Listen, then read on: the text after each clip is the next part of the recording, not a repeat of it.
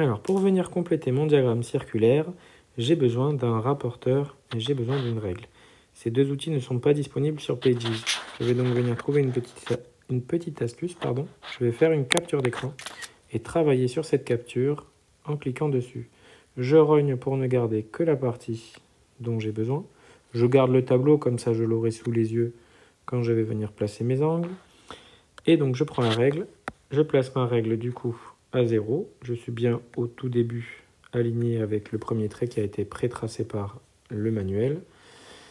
Pour tracer la première catégorie d'Ordogne, j'ai besoin de dessiner un angle qui fasse 40 degrés. Je place donc ma règle à l'angle 40. Je trace un trait qui va du centre du cercle jusqu'à son extrémité. Hop.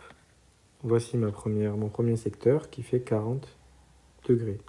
Pour tracer mon deuxième secteur, je ne vais certainement pas venir mettre 60 et tracer un trait ici, parce que ce trait correspondra à 60, mais les angles s'accumulent dans un diagramme en secteur. Donc si la première portion là fait 40, la deuxième devra faire 60 à partir d'ici.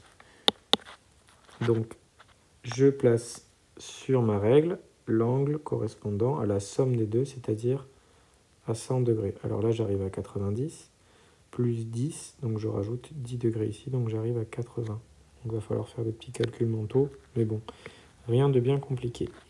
Une fois que j'ai fini de placer mes angles, je n'ai plus besoin de ma règle, je peux recliquer dessus pour la faire disparaître.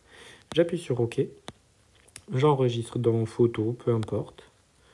Et une fois que je suis revenu sur ma page principale, je peux appuyer sur le plus pour venir ajouter une photo, pour venir intégrer du coup la capture d'écran sur laquelle je viens de travailler. Je redimensionne un petit peu pour que ça me plaise. Et j'ai donc mon diagramme circulaire qui a été complètement complété avec des valeurs d'angle qui n'ont pas été mises au hasard comme il était possible de le faire au début. Mais je me suis aidé du rapporteur.